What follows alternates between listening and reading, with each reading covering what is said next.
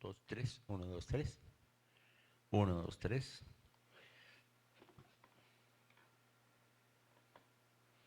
Gracias, Señor Padre. Muy buenas noches para todos, bendiciones a todos los que están aquí en el auditorio, los que vienen en camino. Hoy con una tardecita un poquito fría, un poquito de lluvia, pero gracias a Dios llovió un poquito más temprano, pues por acá ya no está lloviendo donde estamos nosotros. Bendiciones para todos los que se conectan virtualmente.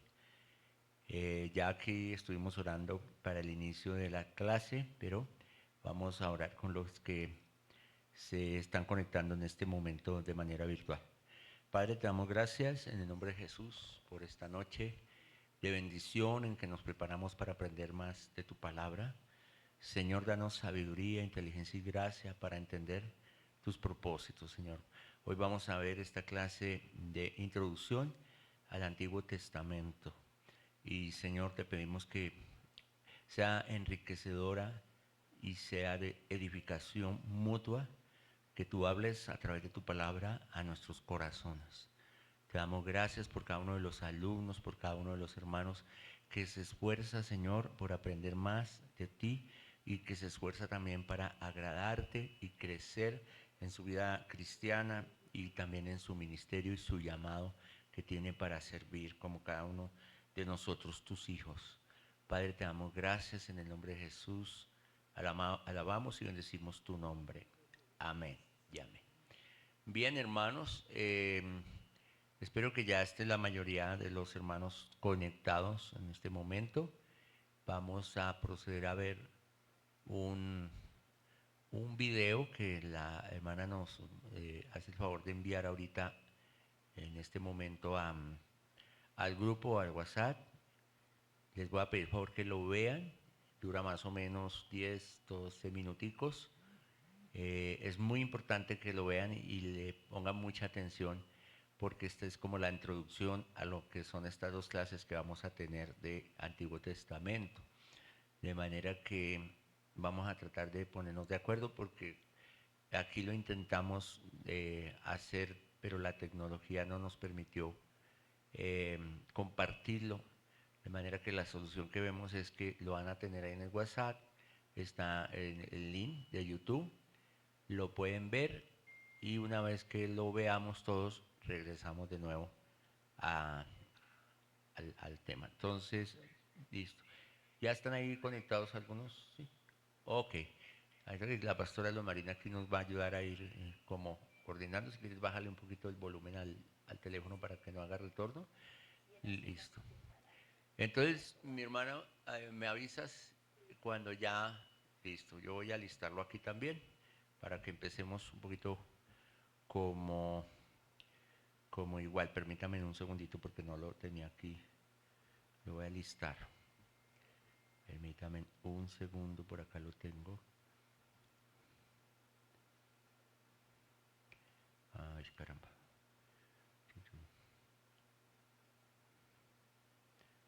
Bueno, aquí no lo voy a poder ver porque no me acordaba que no estoy conectado a la red.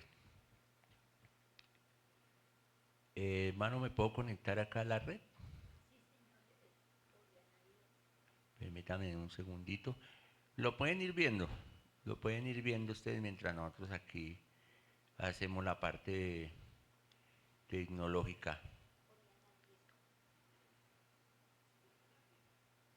¿En minúscula? Ah, pero no me lo deja escribir. Este está... Este no estoy conectado con este porque no le sirve el teclado. ¿Cómo hacemos? ¿Y aquí lo podemos pasar nosotros? No. Mira, a ver. Si lo pudiéramos pasar ahí sería buenísimo. Porque no, es que este...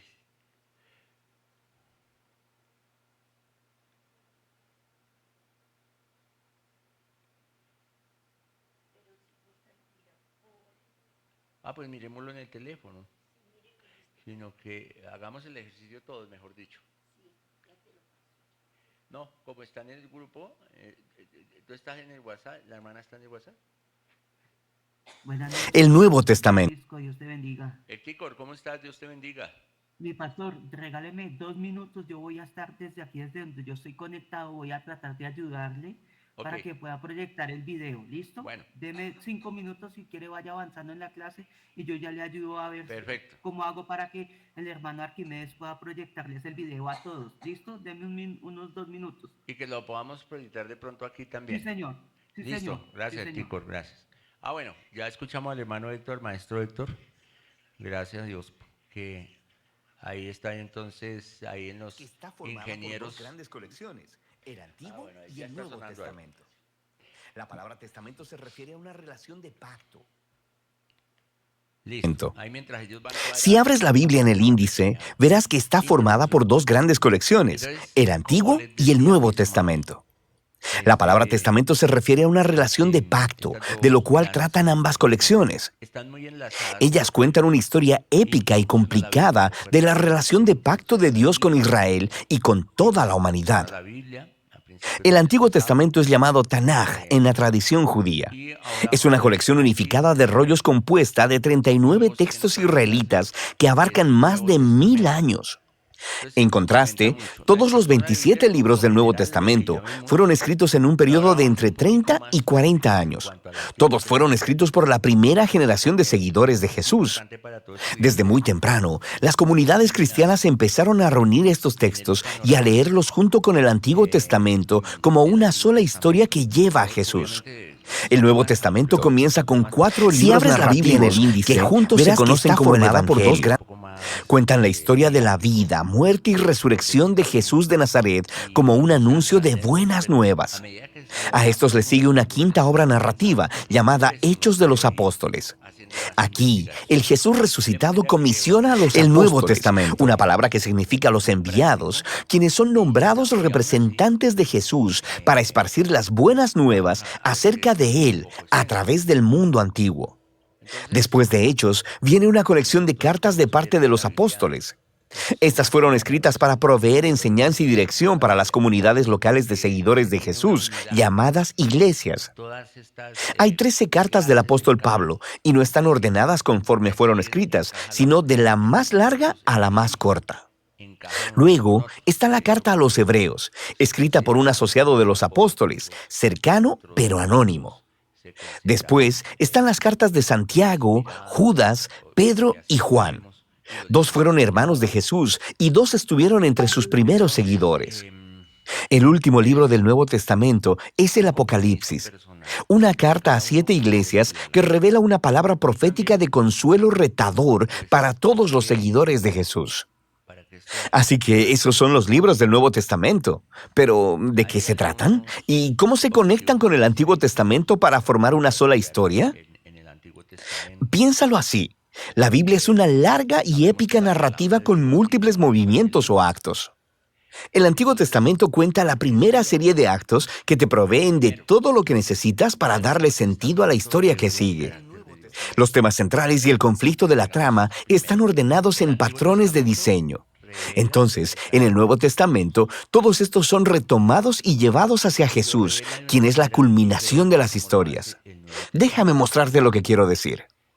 El Lo primer acto es revela acerca de de una Dios y toda la manera humanidad. casi que Dios provee un sorprendente. maravilloso jardín templo para los humanos, Jesucristo quienes fueron hechos para obró de ser una los manera compañeros de que Dios en gobernar el mundo. Pero los humanos en el son Nuevo necios y ceden a la Testamento tentación tenemos la oscura y idea se rebelan contra la sabiduría de en Dios. cuanto a Así Cristo. que son exiliados al En desierto, el Nuevo donde empiezan a Testamento matarse el unos a pueblo otros. escogido es Ellos precisamente construyen para ciudades que tener esparcen lo su que era egoísmo y necesario opresión que hasta llegar a la gran y revelado malvada ciudad de Cristo a Babilonia. nosotros. Pero Dios ama al El Antiguo mundo y a sus Testamento, humanos necios, por así que eso pone en movimiento un es plan al precisamente prometer la llegada de un nuevo humano que también destruirá la maldad que nos ha magnífico seducido a la en esta historia. autodestrucción. El siguiente acto Algunos de la historia bíblica dioses trata de Dios e solo Israel tenemos y Nuevo desarrolla los Testamento, temas y patrones del primer pero los dos acto. son complemento. Y en el Antiguo Testamento Babilonia, se hacia una define maravillosa tierra jardín. entonces Abraham, Sara y sus descendientes, los israelitas. una cosa Dios promete que a diferente. través de ellos la bendición divina será restaurada a Vemos todas las que el naciones. Señor Seguramente estos son los nuevos humanos que estamos esperando, pero los israelitas repiten la rebelión de la humanidad contra Dios, construyendo sus propias ciudades violentas que llevan a la autodestrucción y a otro exilio en Babilonia. Con nosotros es paciente. Pero cuando vemos el Antiguo Testamento, Este rey, quien ahora tendrá que rescatar de Babilonia tanto a Israel como a la humanidad, para así restaurar la bendición de rebelde en el desierto. cómo estos dos actos están diseñados de Vamos a ver cierta diferencia, no que Dios cambie, sino que de acuerdo a las circunstancias. condición humana, pero también resaltan la promesa de Dios, la cual se desarrolla más en el siguiente acto, los profetas y poetas del Antiguo Testamento. Los profetas acusaron a Israel y a todas las naciones por su maldad y anunciaron que un día Dios mismo llegaría para traer el día del Señor y rescatar a su mundo de Babilonia. Él lo haría a través de un sacerdote real prometido, quien sufrirá como esclavo y morirá por los pecados de Israel y toda la humanidad, pero luego será exaltado como rey sobre las naciones. Él llamará a las demás personas a dejar Babilonia y unirse al nuevo pueblo del pacto que se asociará con Dios para gobernar sobre una nueva Jerusalén, esto es, sobre una nueva creación. El Antiguo Testamento concluye anticipando un nuevo acto en la historia. Y cuando te diriges al Nuevo Testamento, es la misma historia, continuada ahora en Jesús. Veamos cómo. El registro de los 4 evangelios introduce a Jesús de Nazaret como el prometido hijo de Abraham, que restaurará la bendición de Dios a las naciones, y también como el nuevo humano que derrotará la maldad y quien restaurará. Preparándonos. Así que Jesús es presentado como un humano y algo más.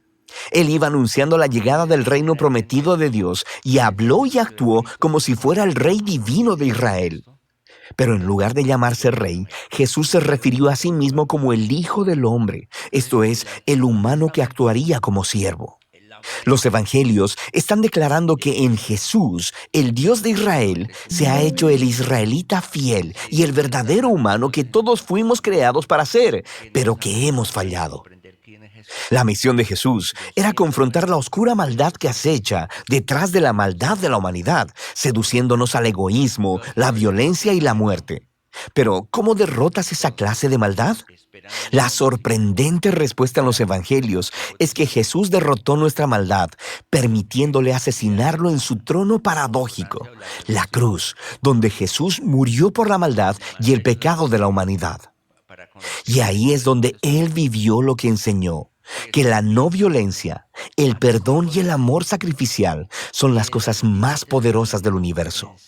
Y debido a que el amor de Dios por este mundo es más fuerte que la maldad o que la muerte, nueva vida como el prototipo de una nueva humanidad. Y esto nos lleva a la historia. 24:44, si quiere tomar esa cita bíblica. Entonces Jesús hace esa declaración, donde él dice, yo vine a cumplir, no a incumplir. Yo vine a cumplir la ley. Yo no vine a abrogarla, sino a cumplirla. Y cumplir la ley y los profetas. Lucas 5:17. El Nuevo Testamento. Si abres la Biblia en el índice, verás que está formada por 2 grandes colecciones, el Antiguo y el Nuevo Testamento. La palabra testamento se refiere a una relación de pacto, de lo cual tratan ambas colecciones. Ellas cuentan una historia épica y complicada de la relación de pacto de Dios con Israel y con toda la humanidad. El Antiguo Testamento es llamado Tanaj en la tradición judía. Es una colección unificada de rollos compuesta de 39 textos israelitas que abarcan más de 1000 años. En contraste, todos los 27 libros del Nuevo Testamento fueron escritos en un periodo de entre 30 y 40 años. Todos fueron escritos por la primera generación de seguidores de Jesús. Desde muy temprano, las comunidades cristianas empezaron a reunir estos textos y a leerlos junto con el Antiguo Testamento como una sola historia que lleva a Jesús. El Nuevo Testamento comienza con 4 libros narrativos que juntos se conocen como el Evangelio. Cuentan la historia de la vida, muerte y resurrección de Jesús de Nazaret como un anuncio de buenas nuevas. A estos les sigue una quinta obra narrativa llamada Hechos de los Apóstoles. Aquí, el Jesús resucitado comisiona a los apóstoles, una palabra que significa los enviados, quienes son nombrados representantes de Jesús para esparcir las buenas nuevas acerca de Él a través del mundo antiguo. Después de Hechos, viene una colección de cartas de parte de los apóstoles. Estas fueron escritas para proveer enseñanza y dirección para las comunidades locales de seguidores de Jesús, llamadas iglesias. Hay 13 cartas del apóstol Pablo y no están ordenadas conforme fueron escritas, sino de la más larga a la más corta. Luego está la carta a los hebreos, escrita por un asociado de los apóstoles, cercano pero anónimo. Después están las cartas de Santiago, Judas, Pedro y Juan. 2 fueron hermanos de Jesús y 2 estuvieron entre sus primeros seguidores. El último libro del Nuevo Testamento es el Apocalipsis, una carta a 7 iglesias que revela una palabra profética de consuelo retador para todos los seguidores de Jesús. Así que esos son los libros del Nuevo Testamento. Pero, ¿de qué se tratan? ¿Y cómo se conectan con el Antiguo Testamento para formar una sola historia? Piénsalo así. La Biblia es una larga y épica narrativa con múltiples movimientos o actos. El Antiguo Testamento cuenta la primera serie de actos que te proveen de todo lo que necesitas para darle sentido a la historia que sigue. Los temas centrales y el conflicto de la trama están ordenados en patrones de diseño. Entonces, en el Nuevo Testamento, todos estos son retomados y llevados hacia Jesús, quien es la culminación de las historias. Déjame mostrarte lo que quiero decir. El primer acto es acerca de Dios y toda la humanidad. Dios provee un maravilloso jardín templo para los humanos, quienes fueron hechos para ser los compañeros de Dios en gobernar el mundo. Pero los humanos son necios y ceden a la tentación oscura y se rebelan contra la sabiduría de Dios. Así que son exiliados al desierto, donde empiezan a matarse unos a otros. Ellos construyen ciudades que esparcen su egoísmo y opresión hasta llegar a la gran y malvada ciudad de Babilonia. Pero Dios ama al mundo y a sus humanos necios, así que pone en movimiento un plan al prometer la llegada de un nuevo humano que destruirá la maldad que nos ha seducido a la autodestrucción. El siguiente acto de la historia bíblica trata de Dios e Israel y desarrolla los temas y patrones del primer acto. Dios llama a una nueva humanidad fuera de Babilonia, hacia una maravillosa tierra jardín, Abraham, Sara y sus descendientes, los israelitas. Dios promete que a través de ellos la bendición divina será restaurada a todas las naciones. Seguramente estos son los nuevos humanos que estamos esperando, pero los israelitas repiten la rebelión de la humanidad contra Dios, construyendo sus propias ciudades violentas que llevan a la autodestrucción y a otro exilio en Babilonia. Pero Dios mantiene su promesa de que el nuevo humano vendrá del linaje de Abraham. Será un sacerdote rey, quien ahora tendrá que rescatar de Babilonia tanto a Israel como a la humanidad, para así restaurar la bendición de Dios al mundo. Ahora, nota cómo estos 2 actos están diseñados de acuerdo al mismo patrón.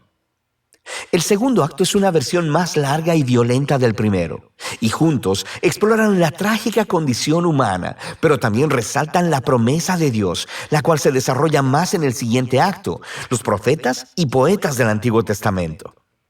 Los profetas acusaron a Israel y a todas las naciones por su maldad y anunciaron que un día Dios mismo llegaría para traer el día del Señor y rescatar a su mundo de Babilonia. Él lo haría a través de un sacerdote real prometido, quien sufrirá como esclavo y morirá por los pecados de Israel y toda la humanidad, pero luego será exaltado como rey sobre las naciones. Él llamará a las demás personas a dejar Babilonia y unirse al nuevo pueblo del pacto que se asociará con Dios para gobernar sobre una nueva Jerusalén, esto es, sobre una nueva creación. El Antiguo Testamento concluye anticipando un nuevo acto en la historia. Y cuando te diriges al Nuevo Testamento, es la misma historia, continuada ahora en Jesús. Veamos cómo. El registro de los 4 evangelios introduce a Jesús de Nazaret como el prometido hijo de Abraham, que restaurará la bendición de Dios a las naciones, y también como el nuevo humano que derrotará la maldad y quien restaurará a la humanidad para unirse con Dios. Así que Jesús es presentado como un humano y algo más. Él iba anunciando la llegada del reino prometido de Dios y habló y actuó como si fuera el rey divino de Israel. Pero en lugar de llamarse rey, Jesús se refirió a sí mismo como el Hijo del Hombre, esto es, el humano que actuaría como siervo.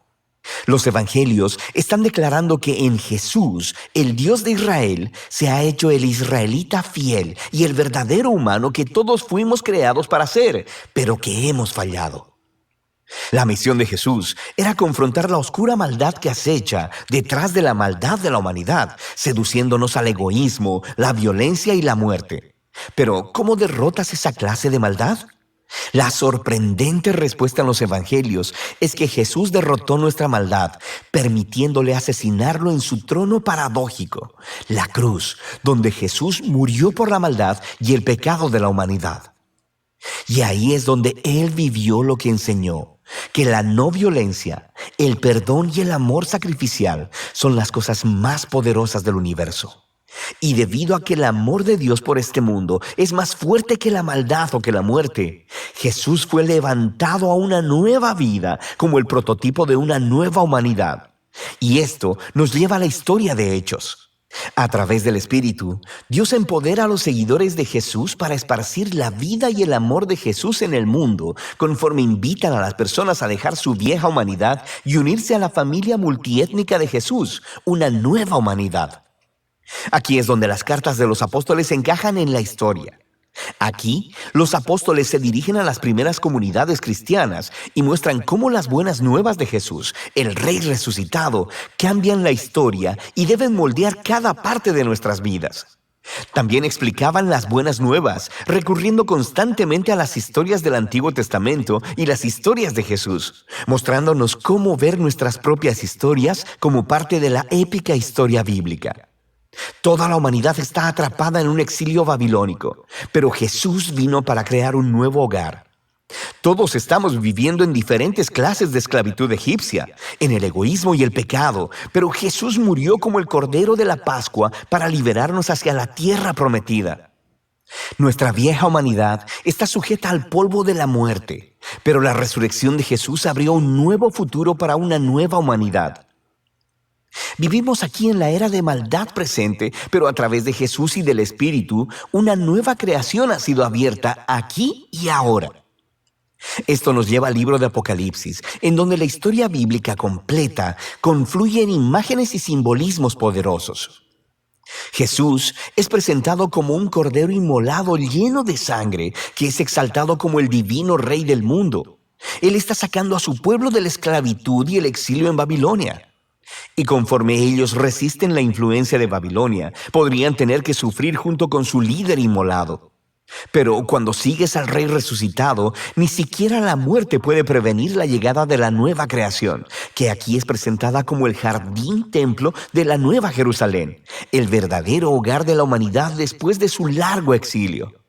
Así que en la última página de la Biblia, el cielo y la tierra se han reunido y los nuevos humanos toman la tarea que les fue asignada desde la primera página de la Biblia: gobernar juntos el mundo en el amor y el poder de Dios. El Nuevo Testamento es una asombrosa colección de documentos. Ellos representan el testimonio de los apóstoles que nos apunta hacia Jesús resucitado. Y a través del Espíritu de Dios, estas palabras humanas han estado transmitiendo una palabra divina de esperanza desde el primer siglo hasta el siglo XXI. Cada libro nos muestra cómo Dios, a través de Jesús y del Espíritu, está llevando nuestro mundo a su meta final, una creación renovada. Y así, el final de la historia es en realidad el principio de una nueva historia que todavía está pendiente de ser contada. Y de eso trata el Nuevo Testamento. Ok. Bueno, entonces un muy buen resumen me pareció. Si abres una Biblia cristiana protestante y miras, la historia de cómo Pablo llegó a ¿No la ha ciudad de terminado? Éfeso es realmente... ¿Ya? ¿Ya terminó, cierto? Ok. Si alcanzamos después del receso, vemos el antiguo, ¿sí? Para que hagamos la conexión. Y si no, en la próxima clase, con la bendición de Dios, vemos lo del antiguo. Pero aquí vamos a embarcar el antiguo. Aquí estábamos viendo el nuevo. pero la idea es ver cómo se relacionan, cómo se conectan. Y pues ya tenemos una idea entonces para cuando veamos Nuevo Testamento. Así entonces, miremos, dándole continuidad, que el Antiguo Testamento, ya volviendo a aquel antiguo, son promesas hechas y cumplidas en el Nuevo. Entonces, podríamos decir, el Antiguo Testamento es la promesa y nos vamos a dar cuenta por qué. Pero en el Nuevo está el cumplimiento en Cristo. Porque si ustedes se ponen a mirar la historia del Antiguo, hay como unos ciclos que se repiten. Entonces, las promesas hechas. Vamos a recorrer en parte ese Antiguo Testamento, porque fueron hechas promesas muchas veces. Entonces, esas promesas fueron hechas por Dios a su pueblo. Eh, esa, mm, Esas promesas fueron cumplidas por el Señor, pero la mayoría están cumpliéndose todavía. Vamos a mirar entonces como el panorama histórico del Antiguo Testamento. Entonces, sabemos que la Biblia empieza en Génesis 1:1, ¿cierto? Creación de Dios y el universo. ¿Sí?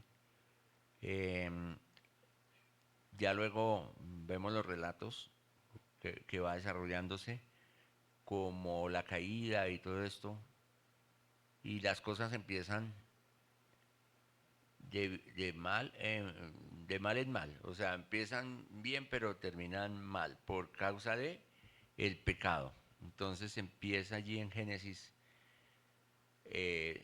12 el Señor a crear un plan de redención. En Génesis 12, después de que conocemos la caída de Adán y todo esto, el Señor hace un llamado a Abraham para hacer un nuevo pueblo. ¿De dónde era Abraham? Era un caldeo. Pero Dios lo conduce para un propósito y también a su familia. Y lo cambia de la tierra de Ur de los Caldeos, lo cambia a la tierra de Canaán, a la tierra prometida. Y Abraham es el primero que va con la promesa.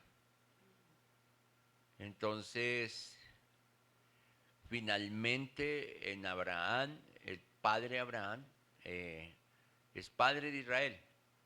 Pero hay una clase de giros y de circunstancias que nos relata el Antiguo Testamento, donde Israel termina finalmente siendo esclavo. ¿En dónde? En Egipto.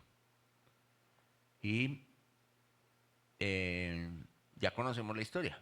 Ellos allí en Egipto, de todas maneras, se cumple una promesa, se multiplican conforme a la promesa a Abraham. Por eso el faraón dice, oiga, pero es que estos se multiplican, son muchos, ¿sí? Pero eso era necesario, que se multiplicaran. Entonces sabemos la historia y más tarde viene un libertador, Moisés. Moisés libera a la nación de Israel de Egipto. Y entonces viene algo establecido. Dios le da a Israel la ley. ¿Sí? Entonces estamos hablando de ya la ley. Y así lo convierte en su pueblo especial que vive conforme a la ley. Y en esa también transición les entrega la tierra que había prometido, ¿sí?, a este pueblo, para que ellos reflejen que el carácter de Dios a las naciones. Israel es su pueblo. Pero Dios ama a Israel tanto que le perdona y vuelve Israel, y vuelve y peca. Porque entonces Israel, contrario a reflejar el carácter de Dios, empieza a contaminarse con el pecado de las naciones. Cualquier parecido con la actualidad no es coincidencia. Entonces hay confusión política, hay confusión moral. Por eso leemos en el periodo de los jueces y de los reyes, que unos hacían lo bien, pero otros hacían lo malo y otros hacían lo regular. Bueno, toda esta historia que vemos que se arrepentían, pero volvían y hacían el mal. Entonces, después de algunos años, siglos más bien, el pueblo pide rey, porque en eso era un gobierno teocrático, gobernado por Dios. Eso nos le relata el Antiguo Testamento. Pero también nos dice que el pueblo dijo, queremos ser como las demás naciones. Pero entonces viene Saúl y no fue un buen rey. ¿Por qué? Porque el pueblo lo pidió. Cualquier parecido con la actualidad no es coincidencia. Y luego, entonces conocemos que viene David, eh, puesto por Dios. Como ya el pueblo había pedido rey y Saúl pues no cumplió las expectativas ni para Dios ni para el pueblo, pues entonces Dios propicia un nuevo rey. Entonces el reinado de David es el que mejor representa el reino en ese momento, el reino de Jesús o el reino de Dios. Por eso David es tipo de Cristo en el Antiguo Testamento. Y David gobierna, se esfuerza por gobernar de la mejor manera, aunque no fue un gobierno perfecto. Y luego viene su hijo Salomón. Y Salomón alcanza un gran éxito, un gobierno de mucha prosperidad. Y es quien construye el templo. Pero David, con todo lo que pasa, es pecador y viene el pecado a traer consecuencias sobre sus generaciones. Y ahí es donde quiero que veamos cómo se viene desarrollando esta historia del Antiguo Testamento. Que como David, por su pecado, sus descendientes pecan peor. Salomón no fue el mejor gobierno, fue próspero, pero Salomón no terminó conforme a lo que Dios tenía preparado. Fue sabio, Dios le dio sabiduría porque Dios le dijo la promesa y se la cumplió. Le dio el don de la sabiduría. Pero finalmente sabemos que Salomón no terminó de la mejor manera su reino. Entonces, en el mismo reino de David sucede una división, ¿cierto? A causa del pecado de todo lo que pasa de David. Entonces la nación es dividida y en esa división caen en idolatría.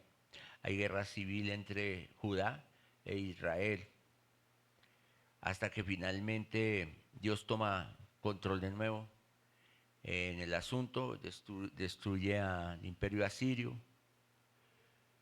Entonces, poco más de un siglo después, viene a dominar el rey de Babilonia, ¿sí? Los babilónicos, y pasan muchas generaciones, caen en cautiverios, pasan en el exilio. Bueno, luego vienen del exilio, reconstruyen la ciudad y el muro de Jerusalén, y esa en sí viene a ser esa historia del Antiguo Testamento, con un pueblo reducido a cautiverios, a pobreza, a escasez, a idolatría. Hubo muchos que se quedaron en Babilonia, que no quisieron regresar, que se acomodaron en Babilonia y dijeron, estamos mejor allá, aquí somos prósperos, pero apartados de Dios. Muchos se apartaron. Entonces podríamos ver un panorama que casi sin esperanza en toda la situación del Antiguo Testamento, aunque es hermoso porque es la palabra de Dios y nos enseña mucho. Pero si queda ahí como esto, ¿qué pasa entonces? Esta narrativa del Antiguo Testamento está, por decirlo, recogida en 39 libros, escrita en 39 libros. Son libros que se categorizan en narrativos, ¿sí? Que son también escritos poéticos como Jod, Cantar de los Cantares, ¿sí? Los últimos libros 17 son los profetas, ¿cierto? 12 profetas llamados los menores y 5 los mayores. Y estos van desde Isaías hasta Malaquías. Aquí les estoy haciendo como un recuento. Yo después les voy a dar unas diapositivas que les van a servir mucho. Entonces vamos a hablar un poquito ordenado acerca de los libros narrativos. Entonces tenemos en primer lugar Génesis, como lo dijimos, narra cómo fueron creados el mundo y los primeros humanos, la perfección de la creación sin pecado. Narra también cómo entró el pecado al mundo y cómo Dios inicia un plan de salvación a través de Abraham. Pero como ya lo dijimos, a pesar de las instrucciones de Dios a Abraham de vivir en la tierra prometida, Génesis cierra hablando de un pueblo cautivo en Egipto. Entonces, de cautividad a cautividad. Sigue Éxodo.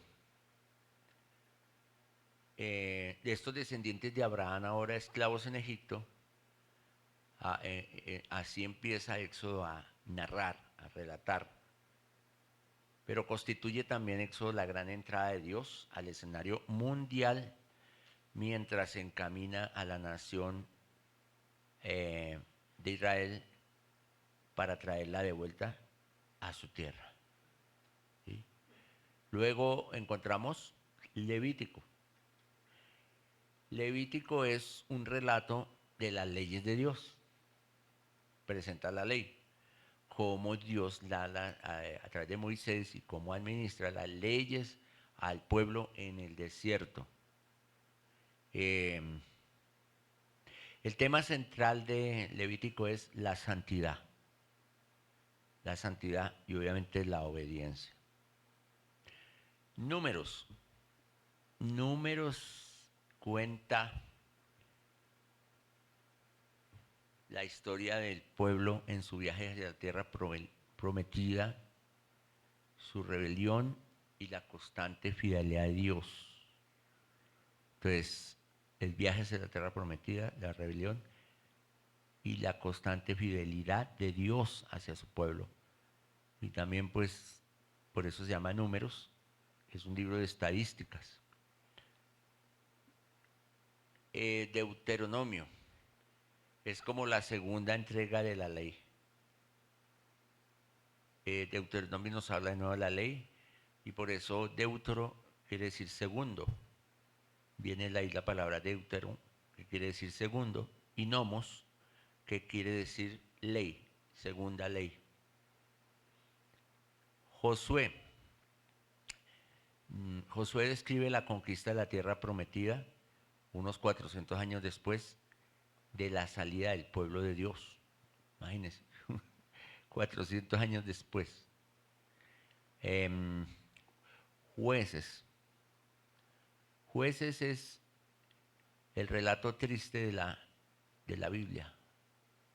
Es el triste relato de ellos en la tierra prometida. ¿Por qué triste? Porque allí el pueblo transgrede continuamente la ley. Y hay una frase en Jueces 21-25 que puede resumir todo el panorama de Jueces.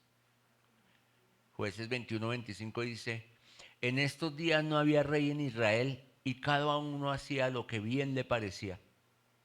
Ese es el resumen de Jueces. Tremendo, ¿no?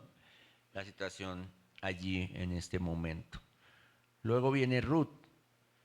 Y Ruth es una historia corta más bien, que relata el libro de Ruth durante los días de los jueces. Pero al mismo tiempo, Ruth es como una preparación en el camino para David, para el rey David. Va como preparando el panorama. Luego viene primero y segundo libro de Samuel. Estos libros tratan acerca de Samuel, el último juez, el falso arranque de Saúl, porque arrancó con todas las expectativas, pero terminó muy mal. También el primer rey verdadero, puesto por Dios, David. Luego vamos a hacer como una comparación entre estos dos reyes. Y luego vienen los reyes, primer y segundo libro de Reyes. Ellos, como lo dice ahí, registran los descendientes de los descendientes reales de David, los descendientes de David, mientras estos conducen al pueblo a la idolatría, la mayoría. Eventualmente a la aniquilación de las tribus del norte y el exilio para las tribus del sur.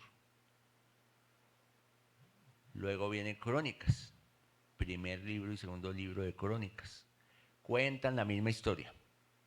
Pero entonces, por eso dice, los demás hechos del rey tal no están escritos en el libro de los reyes, no están escritos, son las mismas historias, pero en Crónicas, en vez de en lugar de explicar por qué ocurrió el exilio, en el mensaje de los reyes, por qué pasó, Crónicas tiene algo, apunta a la salvación de Dios.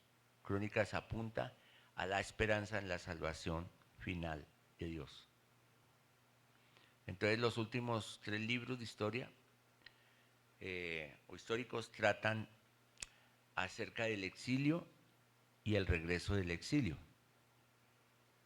Ahora viene Esdras. Esdras describe el regreso de los judíos de su cautividad y la reconstrucción del templo.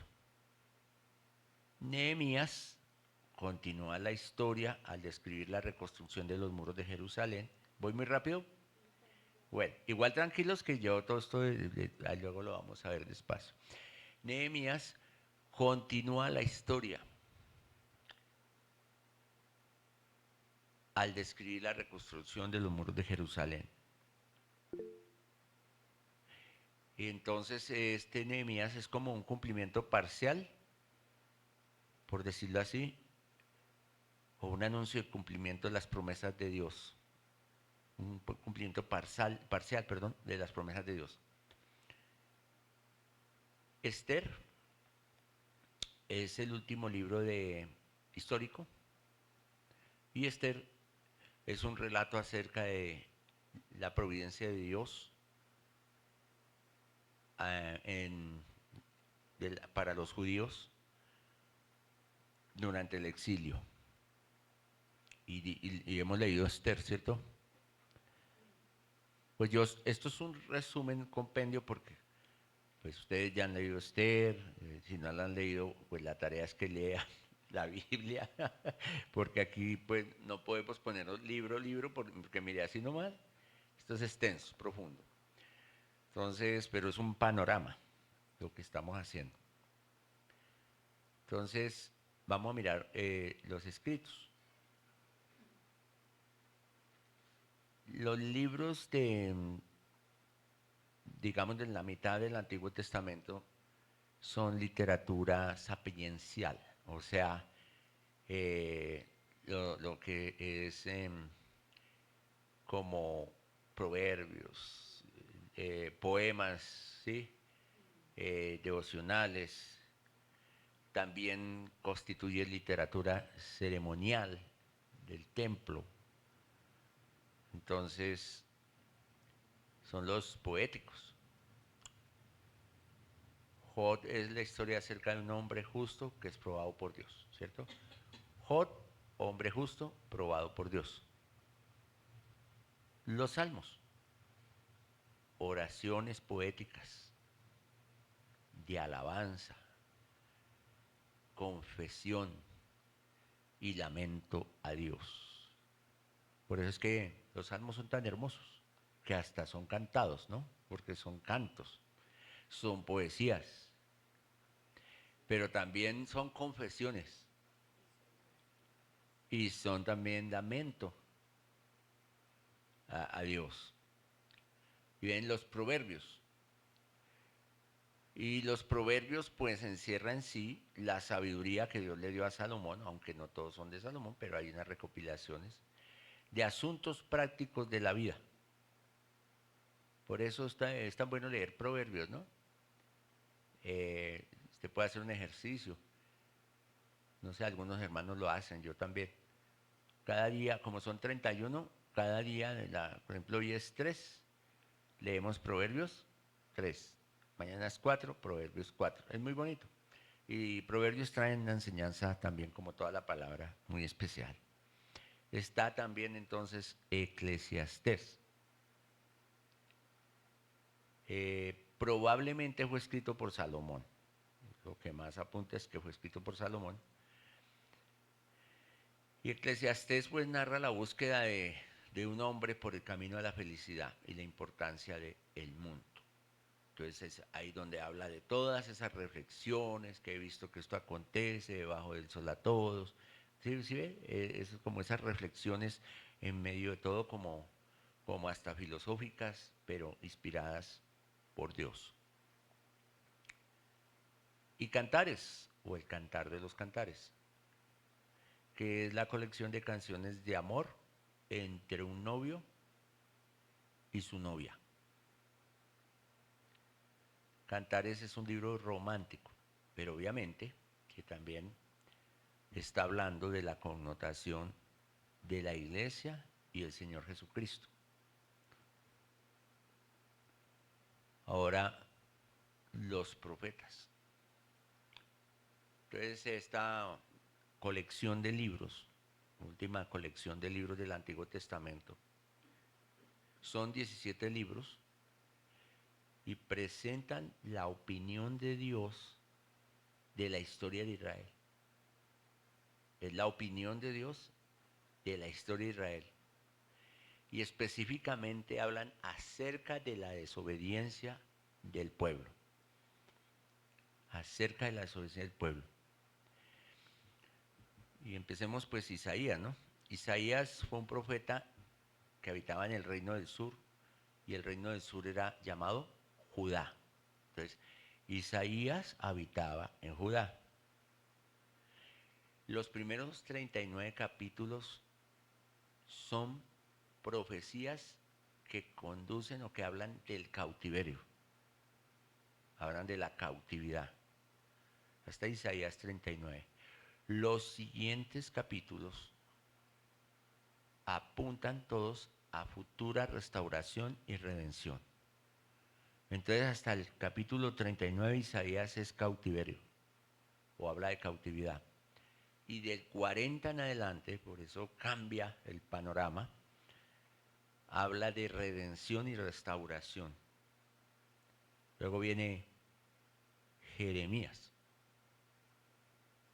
Jeremías fue un profeta que profetizó en Jerusalén,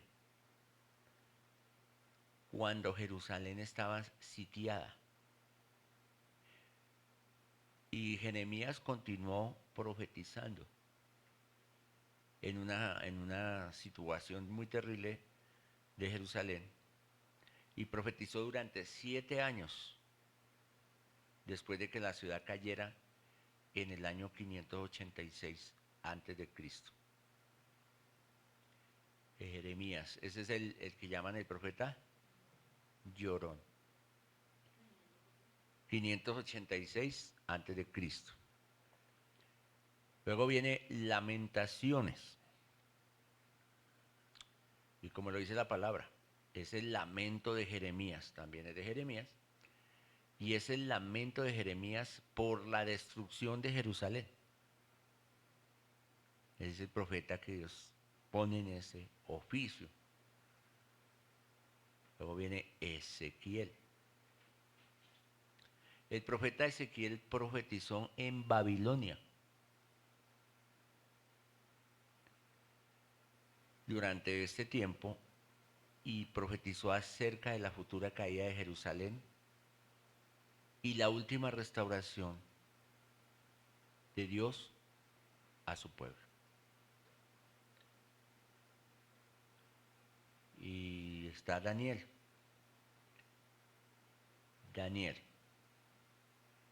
Daniel es un libro profético, sí, hoy lo miraba, pero también es un libro que en parte también es historia, porque parte es profecía, pero registra cómo Dios demostró ser el gobernador del mundo, incluso cuando el pueblo se encontraba cautivo en Babilonia.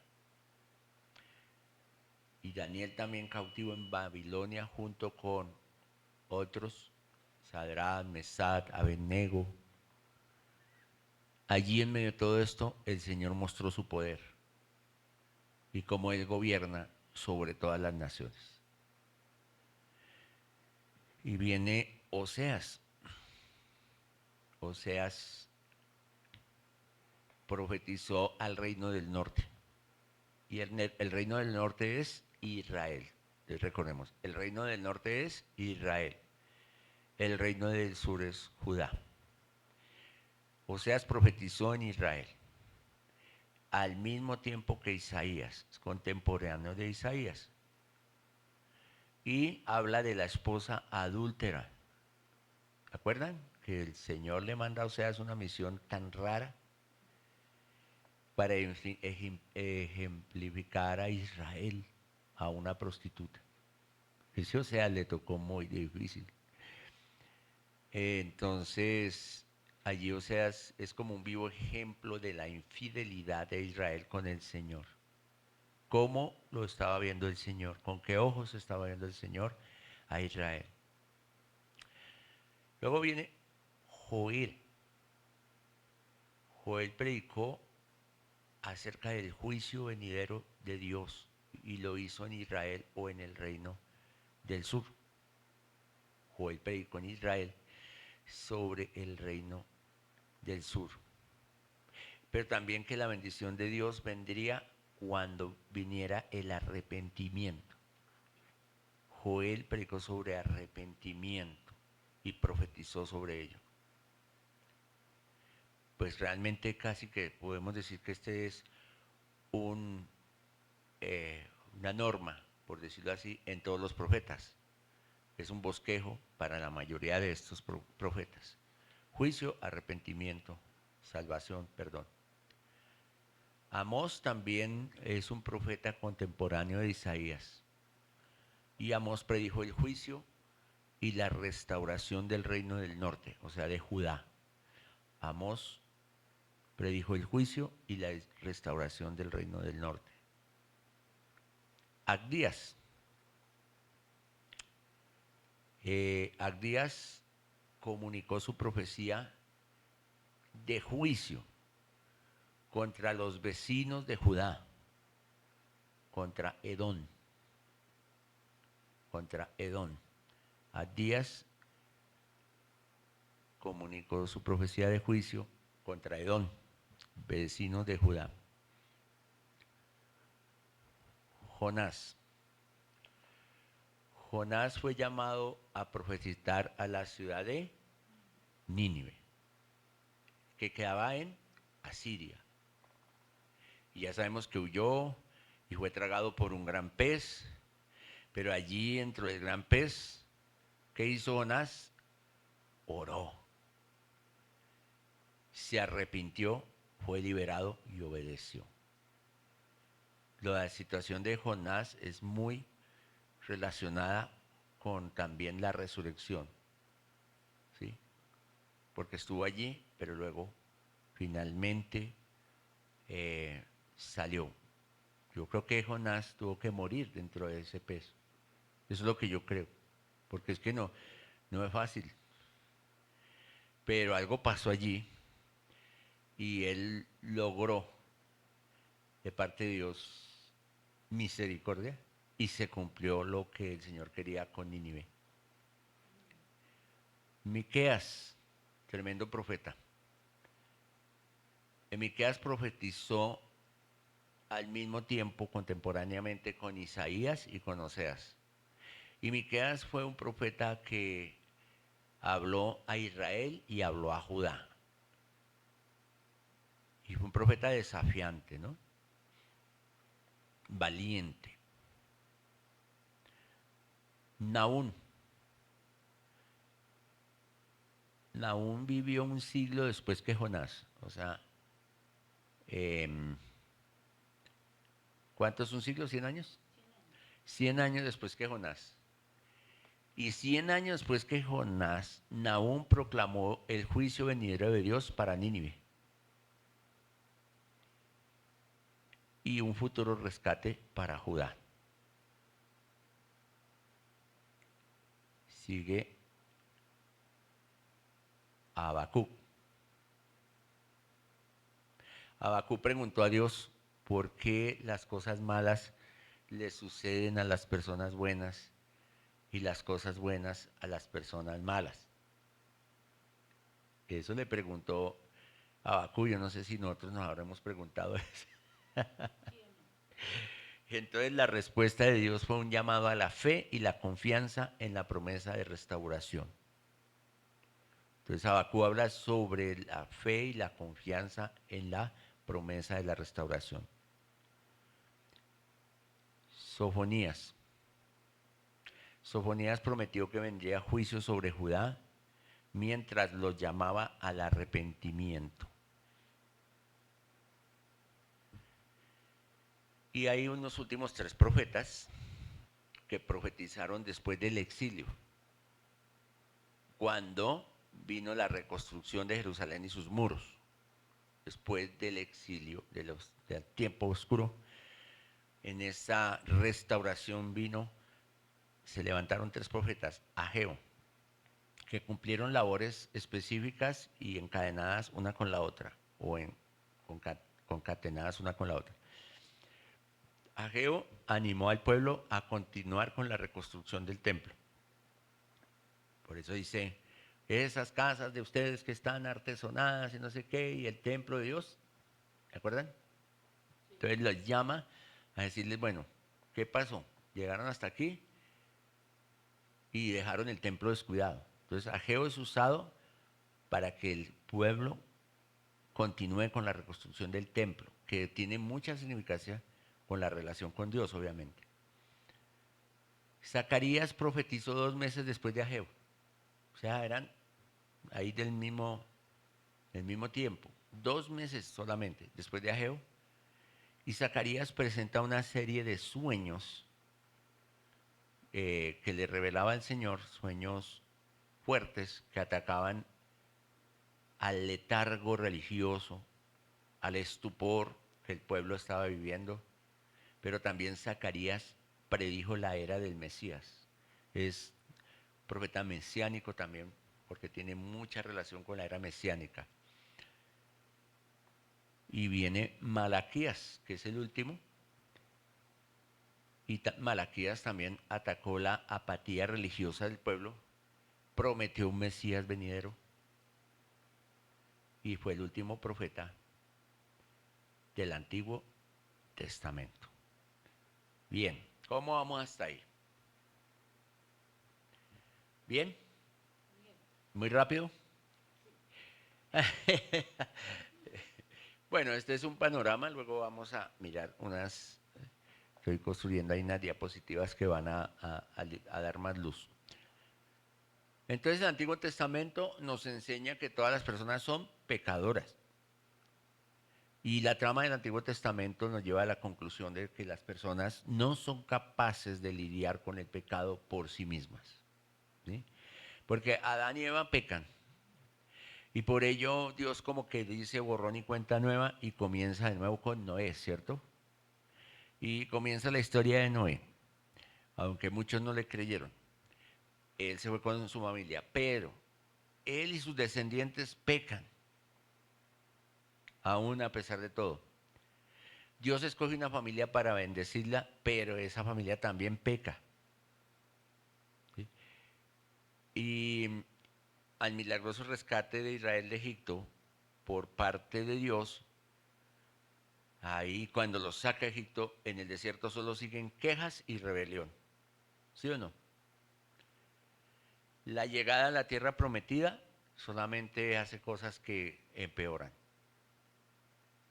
El libro de los jueces sugiere que es que el problema del pueblo es que no tienen rey, porque no había reyes sino jueces. Pero entonces puesto un rey, tampoco, porque incluso un rey tan bueno como David peca. Y los reyes posteriores pecaron, condujeron al pueblo a pecar. Entonces Dios advierte a su pueblo y luego ¿qué? Los disciplina con el exilio, con la cautividad. Pero cuando regresan de esa prueba del castigo, no le vuelven y son malos otra vez. Y uno dice, no, los restauró y ahora sí los sacó. Gloria a Dios, nos libertó. El Señor fue que me libertó. Crucé el Mar Rojo, crucé esto, me sacó de la cautividad. Todo lo que dicen los salmos y lo que dice la historia. Pero sin embargo, vuelven a pecar. Vuelven a sus malos caminos. Entonces claramente se ve que el pueblo no necesita una segunda oportunidad. Necesita un nuevo corazón, un cambio. Cualquier parecido con la actualidad no es coincidencia. Entonces necesitamos un nuevo corazón, porque es que vivimos de oportunidades y oportunidades y decimos, sí, Dios es el Dios de las oportunidades. Amén. Así es, el Señor es muy misericordioso, pero necesitamos un nuevo corazón, más que una nueva oportunidad. Entonces somos pecadores y en el Antiguo Testamento no se llega a encontrar ninguna solución. Es por eso que entonces Dios debe hacer algo nuevo, algo diferente. Porque el propósito de Dios para su pueblo era que vivieran vidas que proclamaran la perfección del carácter santo a las demás naciones, que dieran testimonio de ello. Como dice Ezequiel, el pueblo pretendió proclamar el nombre de Dios, pero en cambio de proclamarlo, lo profanó. Entonces, ¿qué se puede hacer en este caso? En este nudo del Antiguo Testamento. Entonces aquí es donde esas referencias de la expiación son importantes.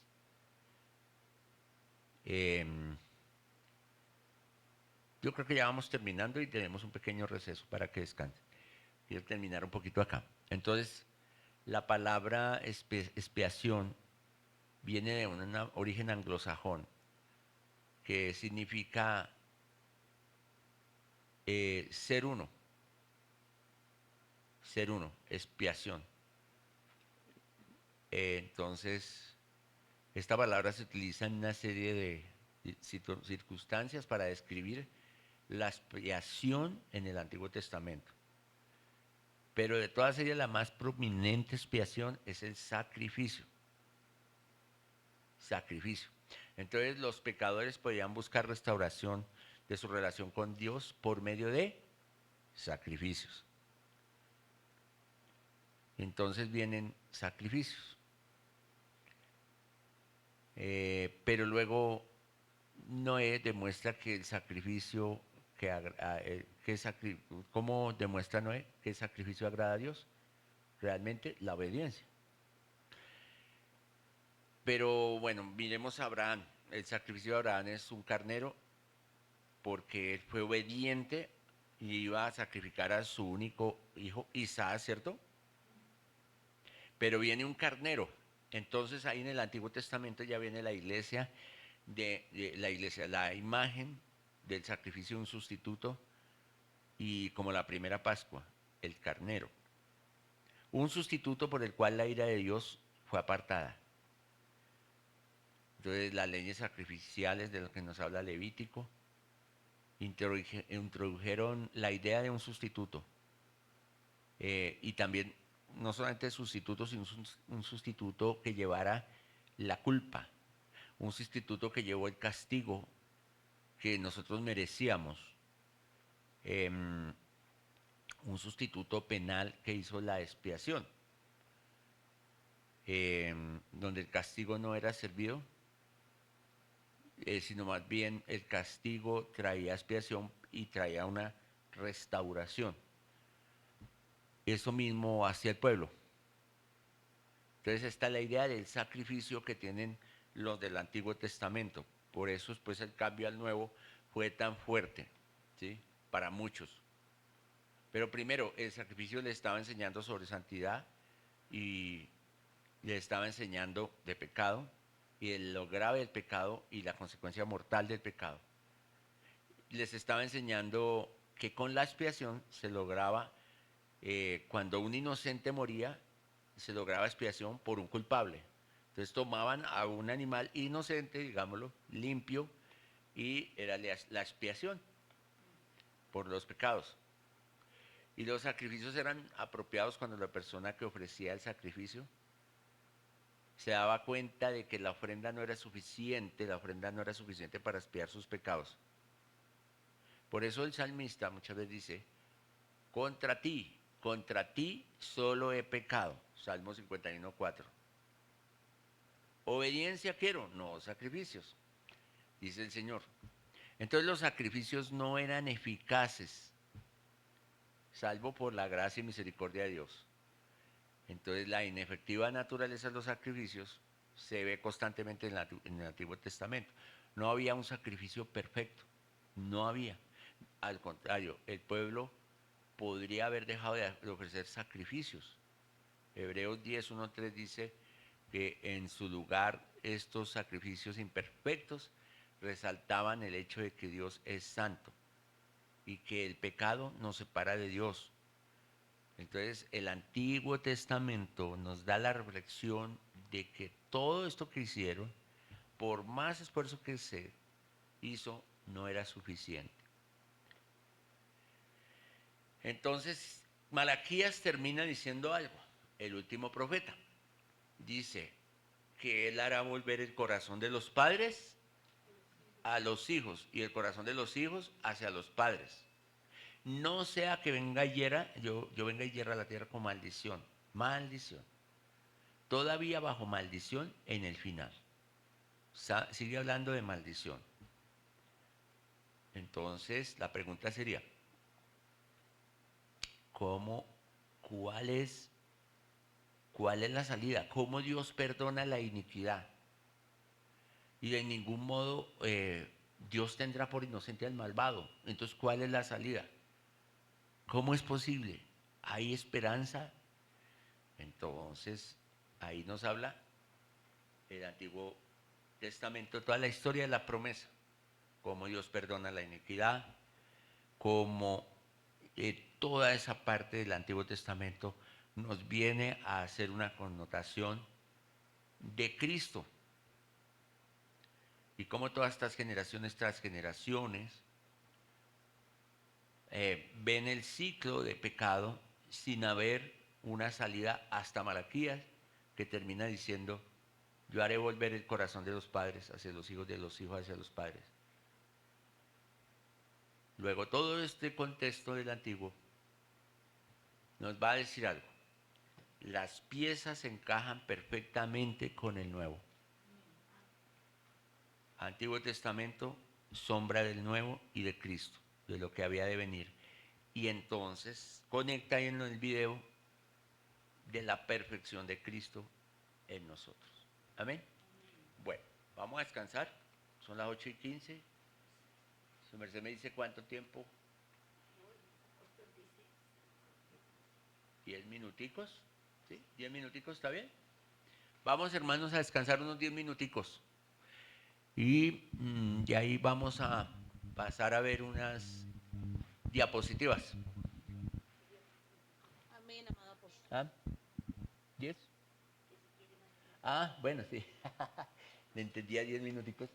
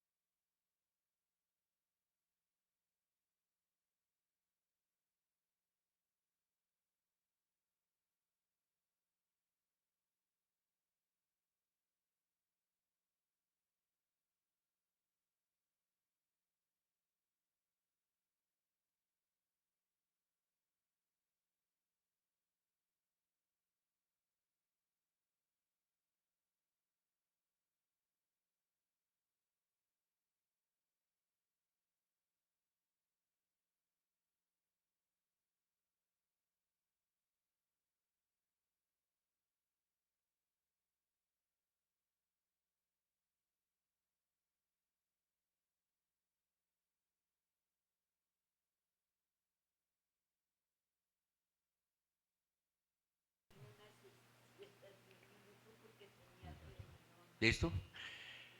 Bueno, mis amados, retomamos esta segunda parte.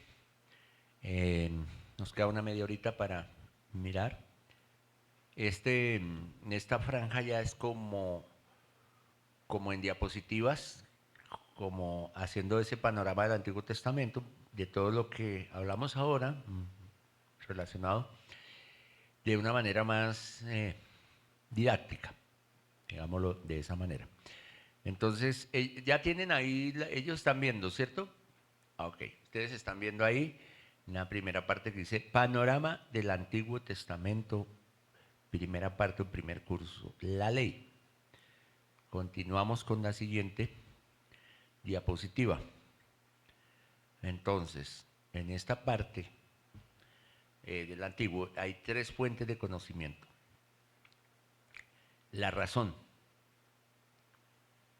las experiencias, ahí las pueden ver ahí, sí. Los que están acá. La razón, las experiencias, la revelación, y dentro de la revelación viene la revelación general, la revelación específica. Continuamos con la siguiente diapositiva y nos habla de la unidad de la Biblia, que ya lo hemos tratado, ¿no? La diversidad, 66 libros. La unidad, un libro.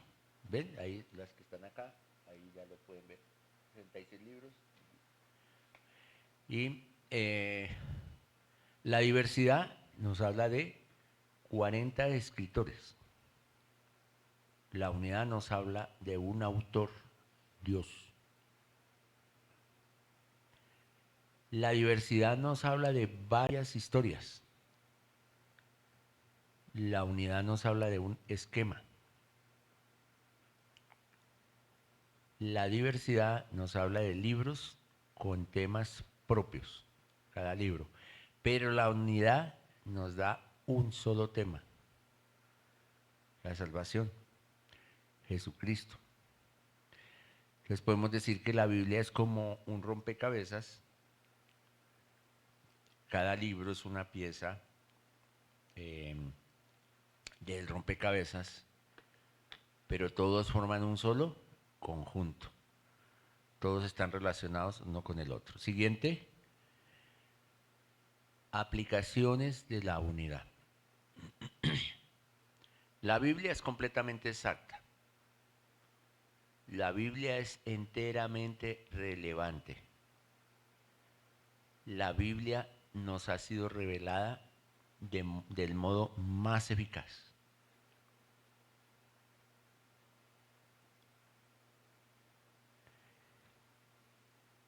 Siguiente. Entonces ahí vemos un esquema. Vemos allí un esquema.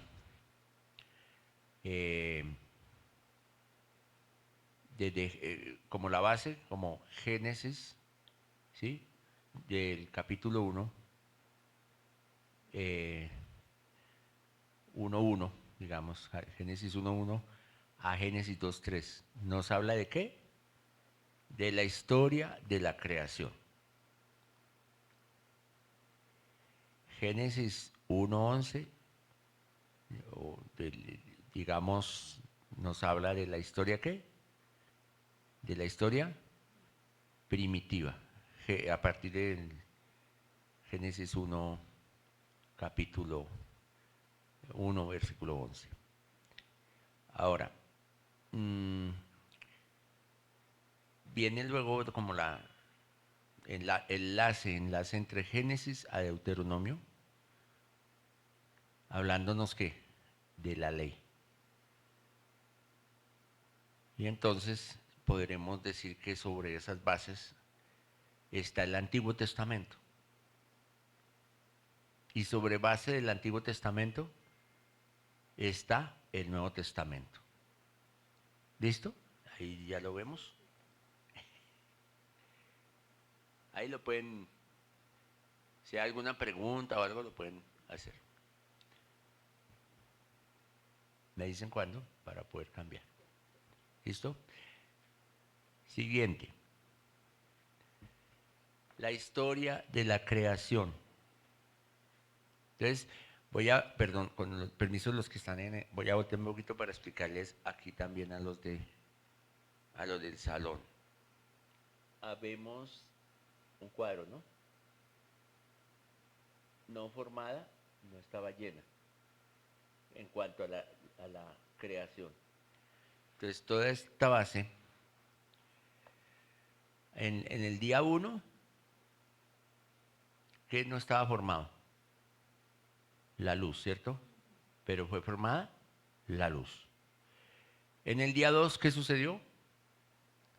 Ahí lo pueden ver. Donde dice día 2, el firmamento de las aguas. En el día 3, la tierra. Ahora, a la parte de arriba dice, no estaba llena. ¿Qué pasó? El Señor llenó. En el día 4 llenó ¿qué? Los cielos con luces. En el día 5 llenó el firmamento y las aguas con seres vivientes. Y en el día 6, ¿qué hizo el Señor? Llenó la tierra. ¿Cómo? Con seres vivientes. ¿Y qué hizo en el 7? Descansó. Paró el Señor, no porque se cansara, sino para darnos ejemplo. Y también ese día de descanso, ese 7, es tipo de Cristo. Siguiente. Entonces, la palabra nos habla de la parte de la gran comisión. Ahí está implícita la gran comisión. ¿Cierto? Porque la gran comisión dice que vayamos y que multipliquemos. Exacto. Entonces, la gran comisión encierra, primero, sean fructíferos. Segundo, multiplíquense. Tercero, llenen la tierra. Cuarto, dominen o gobiernen sobre la tierra. Ahora, la otra parte. Ya empezamos aquí como en antiguo a mirar la parte de lo que al principio hablamos, al principio de la clase. Entonces, es la introducción a la ley. Entonces nos habla, como dijimos ya, de Génesis 1:11 en adelante, nos habla de la historia primitiva. Pero sigue Génesis 12 al 50, hablándonos de la historia de los patriarcas, la historia patriarcal. Y aquí ya podemos ver una referencia en la historia patriarcal de descendientes, ¿cierto? Ahí está señalada con la flecha. Ya sigue la historia del Pentateuco, también, o historia pentateucal, que nos habla de Éxodo, Números, Levítico y Deuteronomio, también en concordancia con Génesis. Y nos habla de ¿qué? De bendición, y nos habla también de tierra, de la tierra. Siguiente, historia primitiva, la gran comisión de nuevo. Sean fructíferos, multiplíquense, llenen la tierra, gobiernen, ¿sí? Y entonces hay un cuadro ahí que nos habla de las 4 historias y el propósito de cada una. 4 historias claves. Entonces, la historia de Adán y Eva, ¿cierto? ¿Cuál es el propósito? Que el hombre gobernara, porque el hombre no gobernaba. Pero luego viene, bueno, sabemos qué pasó. Adán y Eva perdieron a causa del pecado su posición. Pero luego viene una historia. Caín y Abel. ¿Recuerdan la historia de Caín y Abel? Entonces, Caín mata a su hermano. Entonces, contrario a lo que decía, sean fructíferos, multiplíquense, Caín viene y mata una generación. El hombre no se multiplicaba. Luego viene la historia de Noé y el diluvio. ¿Por qué fue necesario el diluvio? Por causa del pecado. Porque el hombre no era fructífero, no daba frutos de bendición. Había maldad, tanto que tuvo que venir el castigo. Y había un propósito en ello, y es que hubiera una redención, como ya lo vimos. Pero también hay otra historia, la Torre de Babel, que ya conocemos. Pero había un propósito en eso que pasó en la Torre de Babel. Porque una vez que Dios detiene al hombre, a Nimrod y todos sus proyectos que tenía de hacer la torre para alcanzar, ¿sí? Hoy en día hay muchas torres de Babel. Y es el diseño del hombre. Pocas arcas de Noé, que es el diseño de Dios. La iglesia debe tener un diseño arca de Noé. Pero lastimosamente muchas iglesias hoy están tipo Torre de Babel. Estructura de hombre. Y por eso aparentemente tienen un éxito tremendo, pero el líder de esa iglesia se vuelve como un Nimrod. Casi se vuelve un dios. Entonces la Torre de Babel tenía un propósito, y era dispersar a los hombres sobre la tierra, porque el hombre no llenaba la tierra. ¿Ven? De una desobediencia o de algo que podía generar una maldición en sí, Dios hizo algo propicio, esparció a los hombres sobre la tierra para que se cumpliera lo que él había dicho: sean fructíferos, multiplíquense, llenen la tierra y gobiernen. Eso es lo que siempre Dios ha querido. El propósito de la historia es definir, exponer la naturaleza humana del pecado. En la siguiente, la historia patriarcal. La historia patriarcal entonces empieza con Abraham. Entonces viene en la parte central la lucha. Una promesa que parecía imposible en la perspectiva humana. Entonces hay dos caminos. Cuando Dios da una promesa, esto se repite en Abraham y en nosotros. Dios le da una promesa a Abraham. Yo creo que voy a tomar el micrófono así para poderme estar moviendo. Eso. Dios le da una promesa a Abraham. Me perdonan los hermanos de la transmisión que voy a voltear un poquito acá. ¿Sí? Y tenemos ante las promesas dos opciones, y el ejemplo aquí en Abraham. Entonces, hay siempre una opción que es la solución humana. ¿Qué es la solución humana? Hacerlo por nosotros mismos. Yo puedo. A mí me parece. Yo creo que es así. Es que yo soy capaz. Pero por esa solución humana que sabemos que vino en Abraham a través de Sara, que conocemos que le dijo a Abraham, uno coge a Agar y donde un hijo, ¿vino quién? Ismael.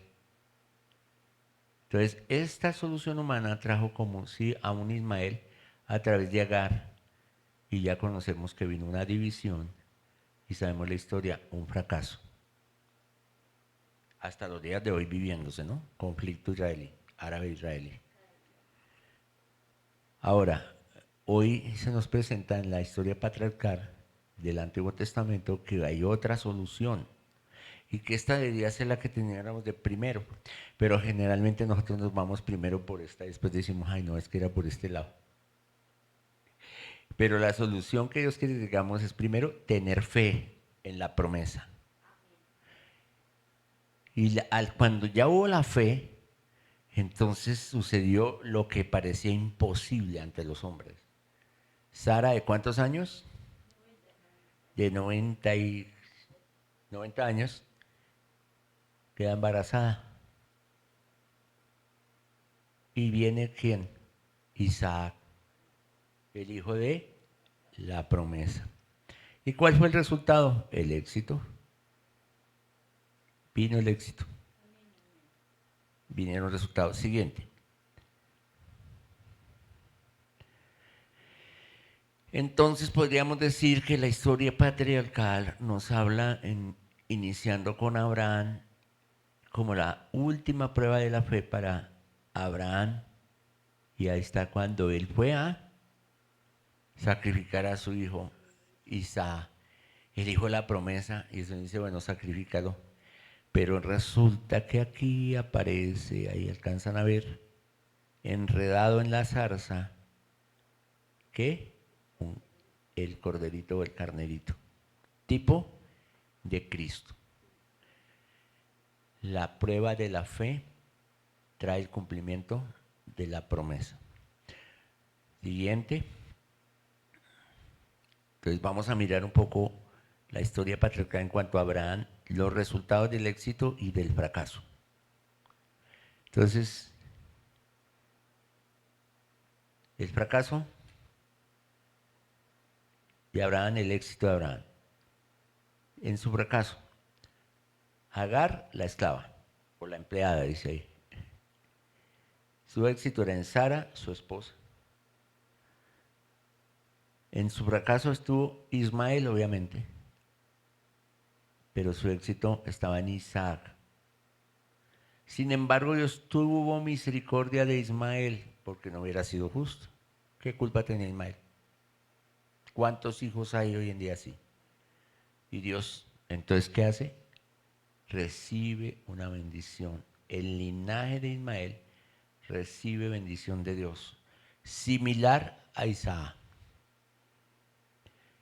Porque Dios es justo y no puede faltar a su justicia. Entonces, igualmente vino a ser Ismael padre de 12 pueblos o de 12 príncipes. Igual que Isaac. Entonces, si ven, de todas maneras Dios cumple la promesa a alguien, pero viene una consecuencia. Porque es que el origen fue que no esperaron. Y aquí el afán y la falta de fe.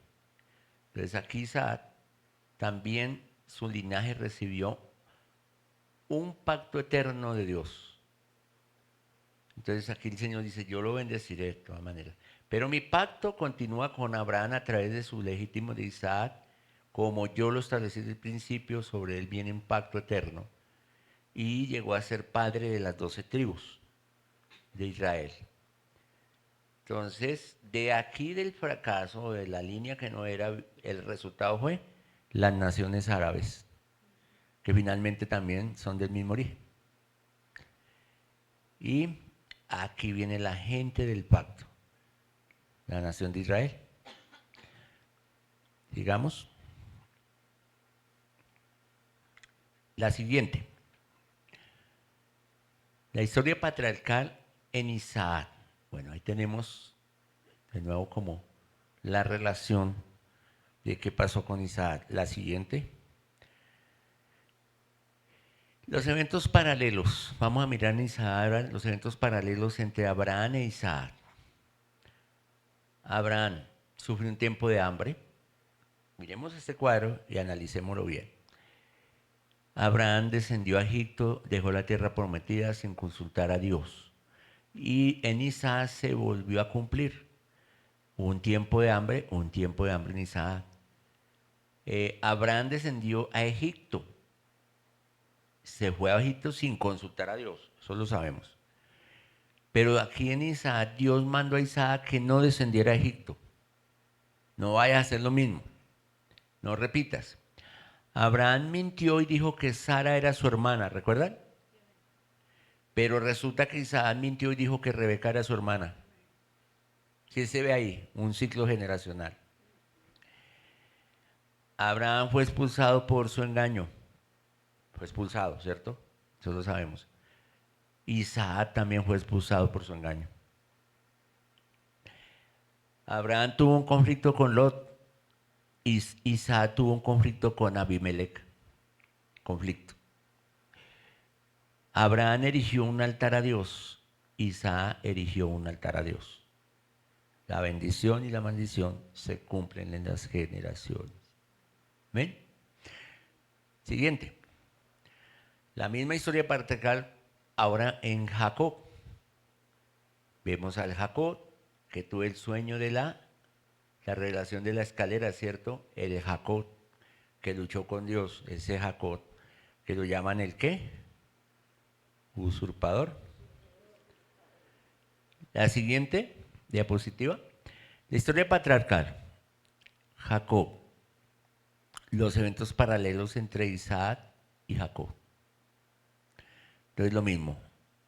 Padre, hijo. Isaac. Abraham le dijo a Isaac que no se casara con una de las hijas de los cananeos. Y asimismo, Isaac le dijo a Jacob que no se casara con una de las hijas de los cananeos. Abraham mandó a un siervo para encontrar a una esposa para Isaac. Abraham mandó a una esposa. Aquí en este caso Jacob fue solo. Bueno, Isaac se encontró a ¿qué? A Rebeca en un pozo. Jacob se encontró a Raquel en un pozo. Rebeca le dio agua a los camellos, ¿cierto? Esa es la señal. Raquel le dio agua a las ovejas. ¿Ve cómo cumple? Rebeca era estéril y Raquel era estéril. Esto para ver cómo es la sincronía y la perfección del Señor. Sigamos con la siguiente. Aquí vamos a ver cómo la descendencia. Jacob. Los hijos de Jacob y su orden. Entonces, aquí miremos. Con Lea. Con Lea, mire cuántos hijos tuvo Jacob con Lea. Tuvo a Rubén, a Simeón, a Leví, a Judá, a Isaacar, a Zabulón y bueno, a Dina. Hijos de Lea. Y Raquel era estéril, pero tuvo hijos. Entonces finalmente se repite, ¿no? Y Raquel, José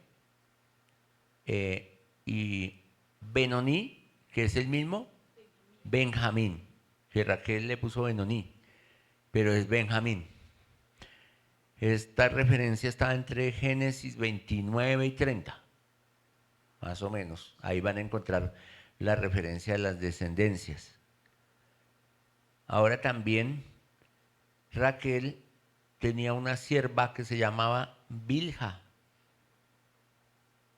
Y de esa sierva nacieron Dan y Neftalí. Y luego Lea tenía una sierva que se llamaba Silpa. Y de esa sierva nacieron Gad y Aser. Esas son las tribus. Amén. Siguiente. Vamos a mirar un poco José. Vamos a ver cómo estamos de tiempo. José, ya casi. Vamos hasta las 9 en punto lo que alcancemos. Entonces José, con la siguiente, por favor. La historia patriarcal, José. Entonces, tenemos aquí un cuadro que dice evento catastrófico, intento humano e intento divino. En esta parte de José. Entonces, en la primera parte vemos que, primero, los hermanos vendieron a José como esclavo y fue llevado a Egipto. En el intento humano, ¿qué querían hacer ellos? Liberarse de un hermanito que consideraban un parásito y además creído. ¿Cierto? Era el tema de José. Que tenían envidia. Entonces, por esta razón, hicieron esto. Pero el intento divino, o el propósito divino, aquí podríamos decir, el propósito humano era liberarse del hermano que les caía mal. Pero en ese propósito Dios humano, Dios tenía un propósito divino. O sea, cuando tú eres promovido por Dios, aún los intentos humanos para acabarte son usados por Dios para bendecirte. Amén. Entonces, en el intento divino, Dios puso a José en Egipto, precisamente en la casa de un gobernante, Potifar. Y el resultado de esto fue el éxito, a pesar de lo duro que vivió. Entonces, en la segunda parte, José fue acusado, ¿cierto? Cuando ya está allí, José es acusado por la esposa de Potifar. El propósito humano de Potifar era que ella quería castigarlo porque no accedió a tener relaciones sexuales con ella. Potifar quería vengarse y esconder el problema, la situación. Por eso lo culpó. Pero en todo esto había un propósito divino. Y el propósito divino es que Dios puso a José en la cárcel donde conocería al copero y al panadero, que finalmente lo llevaran a su destino con el rey. El resultado, éxito.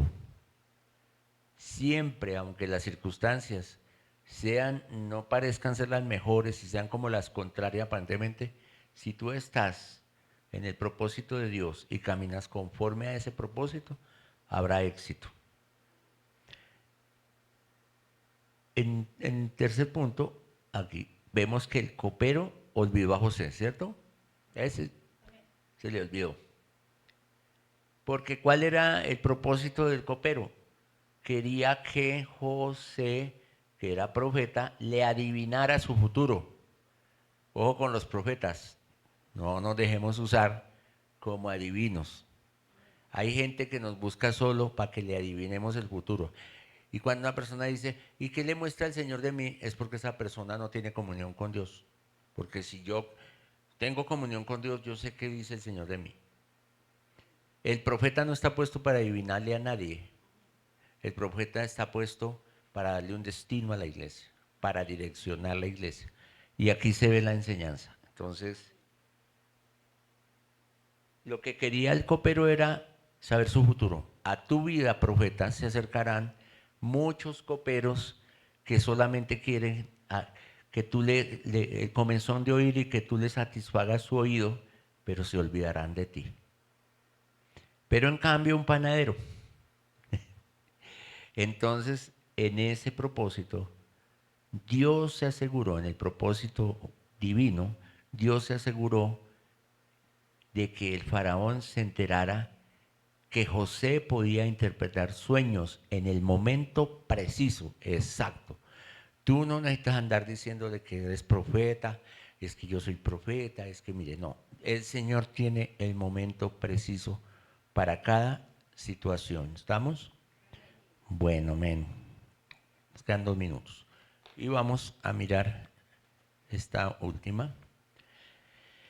Siguiente, soluciones por cada lucha. Entonces, la lucha, la solución divina y la solución humana. La lucha de Abraham. Abraham tenía una lucha en ese momento ante la promesa. ¿Qué? era viejo y era estéril. ¿Sí o no? Y Dios tenía una solución divina. Estaba en la fe, radicada en la fe. La solución divina está basada siempre en la fe. Y la fe llevaba a tener un hijo con Sara. De ese hijo, como resultado vino ¿qué? El pueblo de Dios. Ahora en esta otra parte de Abraham, la solución humana fue hacerlo por sí mismo con Agar, la solución de Sara. Y resultado, como ya lo vimos, las naciones árabes. Jacob. Jacob nació después de Esaú. Salió prendido a su talón. Pero la fe en Jacob consistía en esperar. Diga, esperar. Resultado, si él aquí Jacob, la fe esperar, hubiera recibido la promesa. Hubiera recibido la promesa en el esperar. Entonces no había tenido necesidad de la solución humana. Por eso lo llamaron el engañador. Porque de todas maneras tuvo engaños. ¿Se acuerdan? Que se hizo pasar por Esaú, fue un engaño. Y la mamá lo indujo. Pero ¿cuál fue el resultado? Se dañó la relación con la familia de Esaú y hubo siempre contienda y división hasta los días actuales. Y vemos por último Raquel. Raquel era estéril. La solución de Dios era fe y esperar. Resultado, hubiera tenido hijos. Pero ¿cuál fue la solución humana? Lo mismo que Sara, utilizó a su esclava. Resultado, empezó una guerra familiar con mucha tribulación. ¿Listo? Vamos a dejar hasta ahí en Soluciones por cada lucha. Y en la siguiente clase, en 8 días, con la bendición del Señor, continuaremos. Tienen el material para que lo puedan ir estudiando, para que lo puedan ir mirando. Y bueno, bendiciones para todos. Bendecimos en el amor de Cristo a todos los que han estado ahí juiciositos, conectados ahí desde su casita. Bendiciones. Nosotros que estamos aquí también ya dispuestos a salir. Muchas gracias a los hermanos de medios que están ahí siempre pendientes. Los bendigo. Gracias, pastora. Gracias, hermanos que han estado aquí. Bendiciones para todos. Shalom, shalom. Amén, apóstol, bendición.